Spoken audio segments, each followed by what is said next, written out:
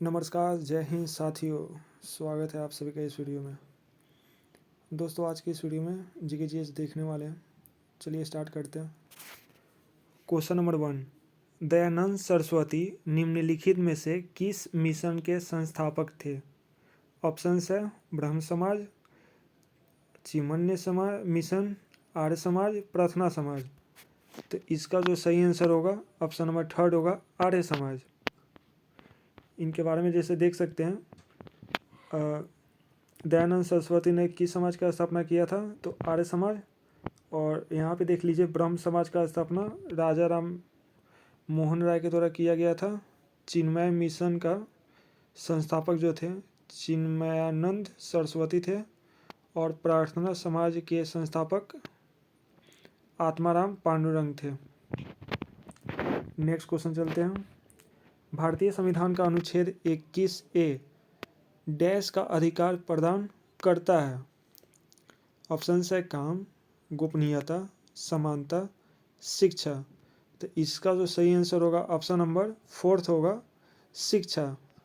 जो article 21A है, article 21A में शिक्षा का अधिकार प्रदान करता है भारत के संविधान का।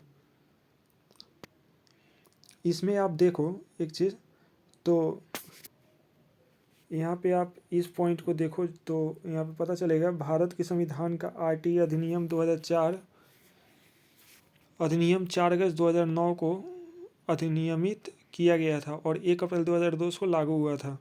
संविधान के 86वां संविधान संशोधन करके 2002 में भारत के संविधान में अनुच्छेद 21A को एक मौलिक अधिकार के रूप में 6 से 14 वर्ष की आयु वर्ग के सभी बच्चों को मुफ्त और अनिवार्य शिक्षा प्रदान करने का प्रावधान किया गया था।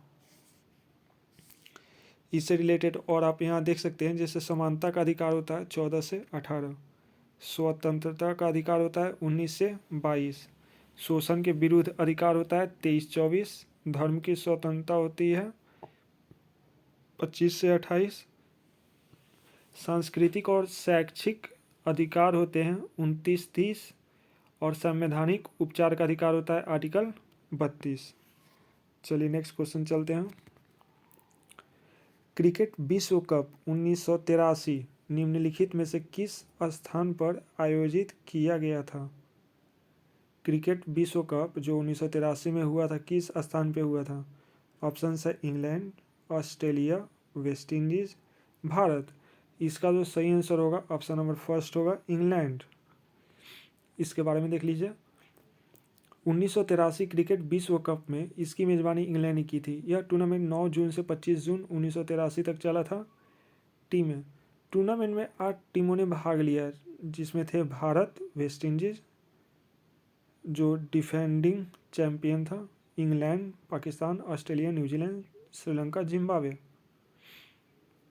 इनके बारे में बेसिकली पढ़ सकते हैं आप। चलिए नेक्स्ट चलते हैं। योजना आयोग की स्थापना कब हुई? योजना आयोग की स्थापना कब हुई? ऑप्शन है 2019, 2000, 1947, 1950। इसका जो सही आंसर होगा ऑप्शन नंबर 4 हो जाएगा, 1950। इसके बारे में देखिए, योजना आयोग एक संस्था थी जिसने भारत में पंचवर्षीय योजना तैयार की। 1950 में योजना आयोग की स्थापना की गई। केसी नियोगी की अध्यक्षता में एक सलाहकार योजना बोर्ड की सिफारिश के आधार पर योजना आयोग की स्थापना की गई थी। मुख्यालय योजना भवन, नई दिल्ली है। योजना आयोग केवल एक सलाहकारी निकाय है। योजना बनाने की अवधारणा जोसेफ स्टालिन द्वारा शुरू की गई रूसी मॉडल पर आधारित थी। प्रधानमंत्री योजना आयोग का अध्यक्ष होता है। जो योजना आयोग का जो अध्यक्ष होता है वो प्रधानमंत्री होते हैं। जवाहरलाल नेहरू योजना आयोग के पहले अध्यक्ष थे। योजना आयोग के उपाध्यक्ष को केंद्रीय मंत्रिमंडल द्वारा नियुक्त किया जाता है। गुलजारी लाल नंदा योजना आयोग के पहले उपाध्यक्ष थे। नरेंद्र मोदी सरकार ने 2014 में योजना आयोग को भंग कर दिया। योजना आयोग को 2015 में नवगठित नीति आयोग द्वारा प्रतिस्थापित कर दिया गया। चलिए नेक्स्ट देखते हैं। उस्ताद बिस्मिल्लाह खान किस नाम से जुड़े हैं? जो उस्ताद बिस्मिल्लाह खान थे वो क्या बजाते थे? ऑप्शन है सितार, सरोद, शहनाई, बांसुरी। इसका जो सही आंसर होगा ऑप्शन नंबर 3 हो जाएगा शहनाई। इनके बारे में इनका फ़ोटो देख सकते हैं और इनके बारे में देख सकते हैं। वह एक भारतीय संगीतकार थे जो शहनाई बजाते थे। मूल नाम उनका था उस्ताद बिस्मिल्लाह खान जी का नाम था मूल नाम कमरुद्दीन खान। उनका जन्म हुआ था 21 मार्च 1916 बिहार और उड़ीसा प्रांत में हुआ था। मृत्यु हो गई थी उनकी 2006 में वाराणसी उत्तर प्रदेश में। खान एक धर्मनिष्ठ मुस्लिम थे, लेकिन हिंदू और मुस्लिम दोनों समारोहों में प्रदर्शन करते थे और उन्हें धार्मिक सद्भाव का प्रतीक माना जाता था। बिस्मिल्लाह खान ने 1947 में भारत के स्वतंत्रता दिवस की शाम को दिल्ली के लाल किले में प्रदर्शन करके दुर्लभ सम्मान प्राप्ति किया था। 2001 में उन्हें भारत रत्न से सम्मानित किया गया। 1956 में संगीत नाटक अकादमी पुरस्कार मिला। और भी कलाकार के नाम देख सकते हैं, जैसे उस्ताद बिस्मिल्लाह खान हो गया, शहनाई से रिलेटेड हो गया, शहनाई बजाते थे इस टाइप का। इनका फ़ोटो देख सकते हैं, ये इनका फ़ोटो हो गया। और इससे रिलेटेड कुछ क्वेश्चन नीचे आप देख सकते हैं। उस्ताद बिस्मिल्लाह खान जो थे शहनाई बजाते थे। पंडित रविशंकर सितार बजाते हैं। हरि प्रसाद चौरसिया बांसुरी बजाते हैं। पंडित शिव कुमार शर्मा संतूर बजाते हैं। उस्ताद जाकिर हुसैन तबला बजाते हैं। अमजद अली खान सरोद बजाते हैं। पंडित राम नारायण सारंगी बजाते हैं। उस्ताद असद अली खान रुद्र बीना बजाते हैं। TH विनायक रम घातम बजाते हैं। रमानाथ V राघवन मृदगम बजाते हैं। चलिए नेक्स्ट चलते हैं। निम्नलिखित में से बंगाल के गठन में किसकी महत्वपूर्ण भूमिका थी? बंगाल के गठन में निम्नलिखित में से किसकी महत्वपूर्ण भूमिका थी? अलीवर्दी खान, मुर्शिद कुली खान, जॉब चर्नोस, आसफ झा। इसका जो सही आंसर होगा ऑप्शन नंबर 2 हो जाएगा मुर्शिद कुली खान। इनके बारे में देख लीजिए। मुर्शिद कुली खान बंगाल के पहले नवाब थे जिन्होंने 1717 से 1727 तक शासन किया। उन्होंने मकसूदाबाद अकबर द्वारा दिया गया शहर का नाम बदलकर मुर्शिदाबाद कर दिया और फर्रुखसियर द्वारा शहर का नवाब नाजिम बन गया। उन्होंने औरंगजेब के आदेश के अनुसार राजधानी ढाका को बांग्लादेश से मुर्शिदाबाद में हस्तांतरित किया और शहर का नाम मुर्शिदाबाद रखा। देखिए इंपॉर्टेंट पॉइंट इसके बारे में देख लीजिए। अलीवर्दी खान बंगाल के नवाब थे जिन्होंने 1740-1756 तक शासन किया। वह मुगल नेताओं में से एक थे जिन्हें बंगाल के मराठा आक्रमण के समय मराठा के खिलाफ वर्धमान के युद्ध में जीत के लिए जाना जाता है। चलिए नेक्स्ट आते हैं। भारत के संविधान के कौन सा अनुच्छेद में राज्यों में विधानमंडलों के संविधान का प्रावधान है? क्वेश्चन फिर से सुनिए। भारत के संविधान के कौन से अनुच्छेद, भारत के संविधान के कौन सा अनुच्छेद में राज्यों में विधानमंडलों के संविधान का प्रावधान दिया गया है? ऑप्शन है 167, 165, 163, 168। इसका जो सही आंसर होगा ऑप्शन नंबर 4 होगा 168। आर्टिकल 168 के तहत राज्यों में विधानमंडलों का संविधान दिया गया है। प्रत्येक राज्य के लिए एक विधानमंडल होगा जिसमें से राज्यपाल होगा। 28 राज्यों में केवल आंध्र प्रदेश, बिहार, कर्नाटक, महाराष्ट्र, तेलंगाना और उत्तर प्रदेश में द्विसदनीय विधायिका ही है। शेष राज्यों में एक सदनीय विधायिका है। फिर से देख लीजिए। आंध्र प्रदेश, बिहार, कर्नाटक, महाराष्ट्र, आंध्र प्रदेश, बिहार, यहाँ पे मैप के थ्रू देखिए तो बिहार हो गया, यूपी हो गया, बिहार, यूपी, नीचे में आंध्र प्रदेश हो गया, फिर तेलंगाना हो गया और फिर महाराष्ट्र हो गया और कर्नाटक हो गया। मतलब बेसिकली देखिए तो बिहार, यूपी हो गया और नीचे में 4 हो गया, कर्नाटक, आंध्र प्रदेश, तेलंगाना, महाराष्ट्र, चारों, जहाँ पे द्विसदनीय है। एक राज्य के विधानमंडल में 2 सदन होते हैं, पहली विधान परिषद और दूसरी विधानसभा, और जहाँ केवल एक सदन होता है उसे विधानसभा के रूप में जाना जाता है। इससे रिलेटेड देख सकते क्वेश्चन 163 जो आर्टिकल है, राज्यपाल को सहायता और सलाह देने के लिए मंत्रिपरिषद से संबंधित है। आर्टिकल 164 में मंत्रियों के संबंध में अन्य प्रावधान किए गए हैं। आर्टिकल 165 में राज्य के लिए महाधिवक्ता से संबंधित है। आर्टिकल 167 सूचना देने के संबंध में मुख्यमंत्री के कर्तव्य से संबंधित है।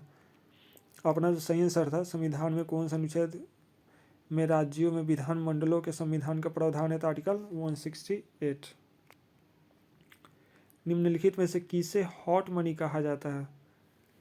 ऑप्शन है FII, FDI, ADR, GDR। इसका जो सही आंसर होगा ऑप्शन नंबर फर्स्ट हो जाएगा FII। विदेशी संस्थागत निवेशक को हॉट मनी के रूप में जाना जाता है। FII एक निवेशक या निवेश निकाय है जो देश के बाहर मौजूद है।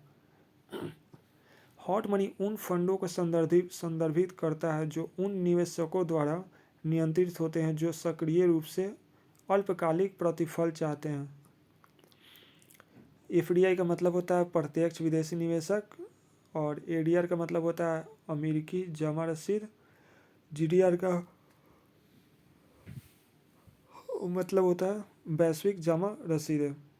चलिए नेक्स्ट क्वेश्चन आते हैं। 2011 के जनगणना के अनुसार निम्नलिखित में से किस राज्य में अधिकतम प्रति वर्ग किलोमीटर जनसंख्या घनत्व है? इसका ऑप्शन है झारखंड, गोवा, गुजरात, महाराष्ट्र। इसका जो सही आंसर होगा ऑप्शन नंबर फर्स्ट हो जाएगा झारखंड। 2011 के जनगणना के अनुसार निम्नलिखित में से किस राज्य में अधिकतम प्रति वर्ग किलोमीटर जनसंख्या घनत्व है? यहाँ पे देख लीजिए मिस्टेक पॉइंट क्या है। आपको निम्नलिखित विकल्प में सही उत्तर का चयन करना है। यदि बिहार विकल्प में है तो वह सही उत्तर होगा, लेकिन दिए गए विकल्प में झारखंड सही ऑप्शन है। भारत राज्य का जनसंख्या घनत्व 2011 झारखंड का 414 प्रति व्यक्ति वर्ग किलोमीटर है। गोवा का 394 प्रति वर्ग किलोमीटर है। महाराष्ट्र का 365 प्रति वर्ग किलोमीटर है। गुजरात का 308 प्रति वर्ग किलोमीटर है।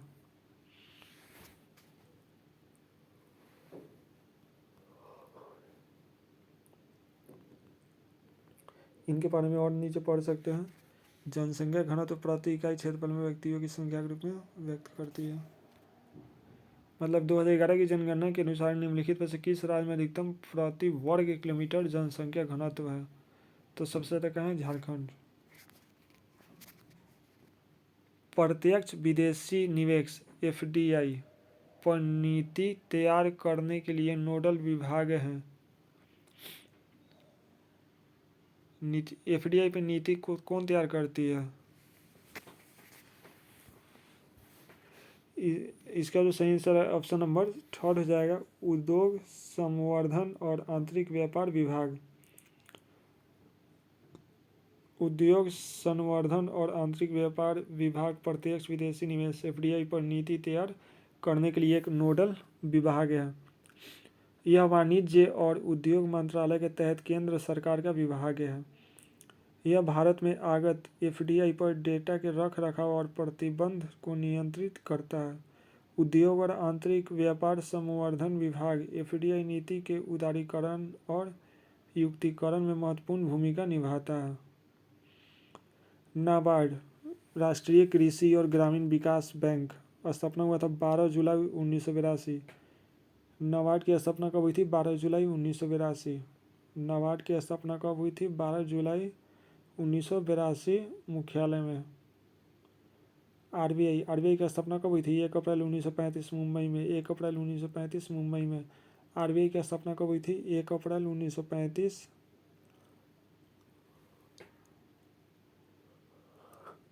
RBI की स्थापना 1 अप्रैल 1935 में मुंबई में हुआ था।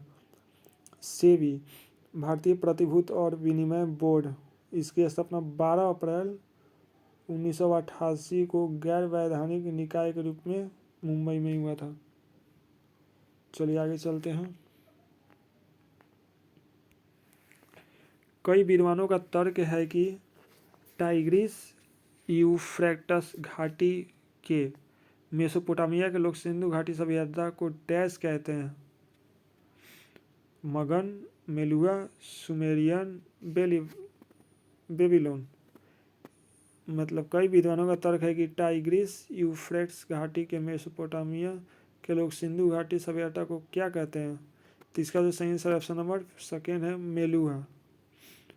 कई विद्वानों का तर्क है कि टाइग्रिस यूफ्रेट्स घाटी के मेसोपोटामिया के लोग सिंधु घाटी सभ्यता को मेलुहा कहते हैं। मेसोपोटामिया की सभ्यता है जो आज इराक और कुवैत में टाइग्रिस और यूफ्रेट्स नदियों के तट पर बनी है। इसका आधुनिक नाम ग्रीक के मध्य मेसोस और नदी पोटामोस के लिए आया है। इसका शाब्दिक अर्थ होता है दो नदियों के बीच का देश। इससे रिलेटेड कुछ क्वेश्चन देख लीजिए। सिंधु घाटी सभ्यता को कांस्य युग की सभ्यता के रूप में भी जाना जाता है क्योंकि कांस्य सबसे व्यापक रूप से इस्तेमाल किए जाने वाले धातु थी। सिंधु घाटी सभ्यता के लोग सबसे पहले कपास उगाने वाले थे। गेहूं और जौ यहाँ की प्रमुख फसल थी। चावल के भी प्रमाण मिले हैं। सिंधु घाटी सभ्यता के लोग भगवान पशुपति भगवान शिव माने जाते हैं की पूजा करते हैं। टीन और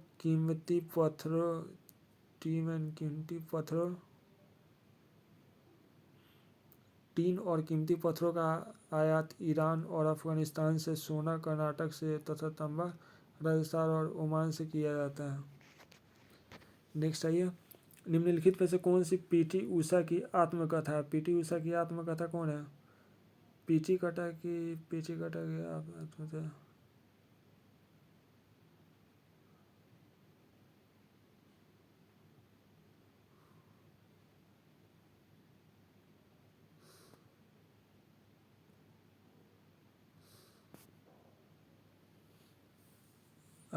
आगे देखिए, निम्नलिखित में से कौन सी पीटी उषा की आत्मकथा है।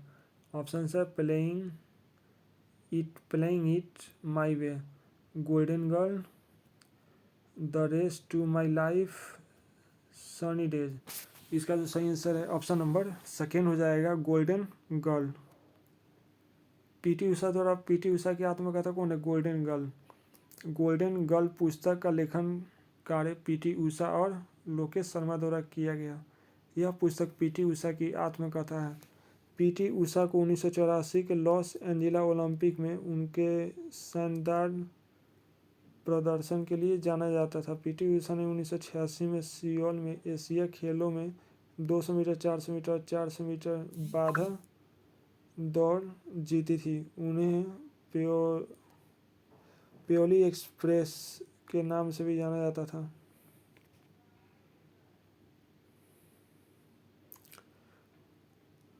कुछ प्रमुख पुस्तकें देख लीजिए। प्लेइंग इट माई वे, ये किनकी रचना है, सचिन तेंदुलकर की। सचिन तेंदुलकर की लॉन्च हुआ था। कौन, playing it my way. Playing it my वे।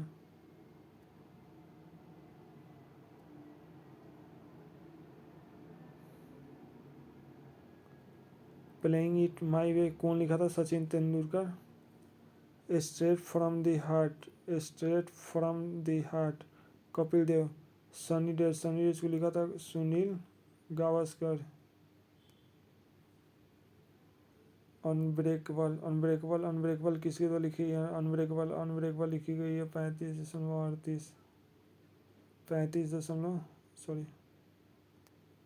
अनब्रेकल किसकी है, मैरी कॉम की। The test of my life किसके लेखक कौन है, युवराज सिंह।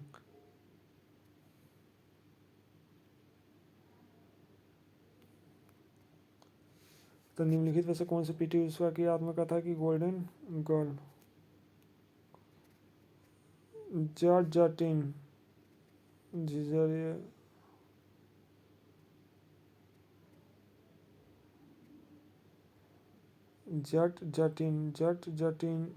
झिझियन।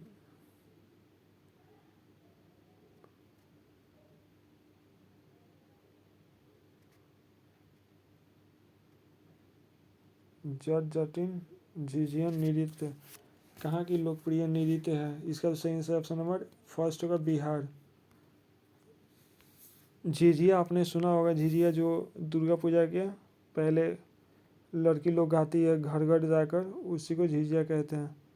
तो वही जट जटिन झिझिया नृत्य कहाँ के है, तो बिहार के हैं। यह उत्तर बिहार विशेषकर मिथिला और कोसी क्षेत्र का सबसे लोकप्रिय नृत्य है। जट जटिन महिला का नृत्य है और माना जाता है कि यह मानसून के दौरान चांदनी रात में किया जाता है। वयस्क लड़कियां और युवा गृहिणियां आंगन में इकट्ठा होती है और ढोल के साथ आधी रात से सूर्योदय तक नृत्य करती है। बिहार में कुछ प्रसिद्ध लोक नृत्य निम्नलिखित है। बिहार में कुछ प्रसिद्ध लोक नृत्य कौन कौन से? झिझिया नृत्य है, कजरी नृत्य है, सोहर खिलौना है, होली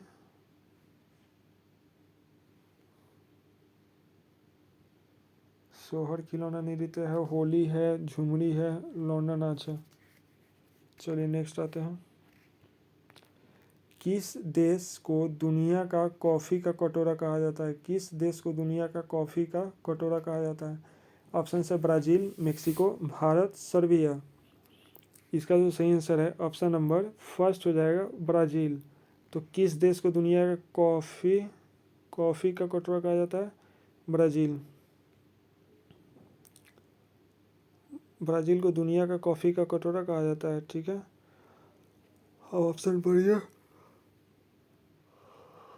इससे रिलेटेड क्वेश्चन देख लीजिए। जोधपुर को किस शहर के नाम से जाना जाता है? नीला शहर। जोधपुर को नीला शहर, सन सिटी। अहमदाबाद को भारत का मैनचेस्टर, भारत का बोस्टन। यह भारत का डेनिम शहर किसको कहा जाता है? अहमदाबाद। अहमदाबाद को मुंबई। 7 द्वीपों का शहर, गेटवे ऑफ इंडिया, भारत की वित्तीय राजधानी, सूती वस्त्र की राजधानी। बेंगलुरु भारत का इलेक्ट्रॉनिक शहर कहा जाता है। भारत की सिलिकॉन वैली, भारत का विज्ञान नगर, भारत का बगीचा। आगरा में क्या है? प्यार का शहर है, ताज का शहर है। कलकत्ता में क्या है? खुशी का शहर, भारत की संस्कृति राजधानी, महलों का सारा, किलों का शहर। नागपुर में संतरों का शहर है, या फिर भारत के बाघों की राजधानी कहते हैं। नासिक में क्या होता है? अंगूरों का शहर कहा जाता है। नासिक क्या होता है? अंगूरों का शहर होता है। नासिक क्या होता है? अंगूरों का शहर होता है। नासिक में अंगूरों का शहर होता है।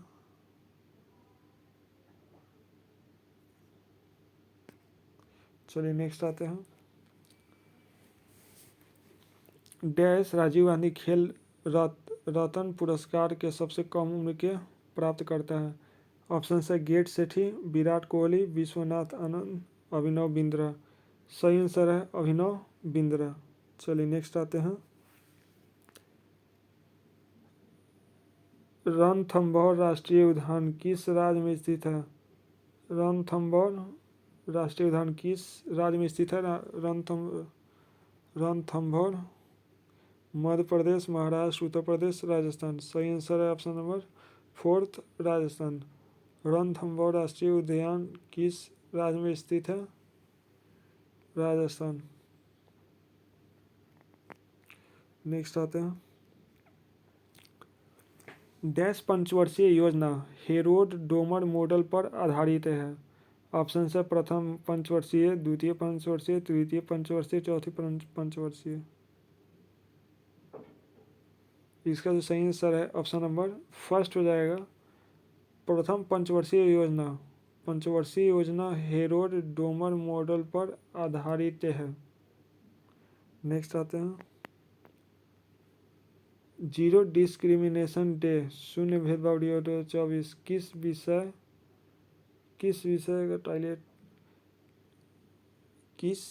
वस्तु क्या है? जीरो डिस्क्रिमिनेशन डे, शून्य भेदभाव दिवस 2024 की विषय वस्तु क्या है? इसका जो सही आंसर है ऑप्शन नंबर फर्स्ट हो जाएगा, to protect everyone's health, protect everyone's rights. Next आते हैं। लवली प्रोफेशनल यूनिवर्सिटी ने खेलो इंडिया यूनिवर्सिटी गेम 2024 में दूसरा स्थान हासिल करते हुए कितने स्वर्ण पदक जीते? लॉनी प्रोफेशनल यूनिवर्सिटी ने खेलो इंडिया यूनिवर्सिटी गेम 2024 में दूसरा स्थान हासिल करते हुए कितने स्वर्ण पदक जीते? तो ऑप्शन है 20। चलिए नेक्स्ट आते हैं। 7 मार्च 2024 को कौन सा देश नाटो का 32वां आधारित सदस्य बना? ऑप्शन है स्वीडन, यूक्रेन, बेलारूस, फिनलैंड। तो इसका सही आंसर जो है फर्स्ट होगा, स्वीडन होगा।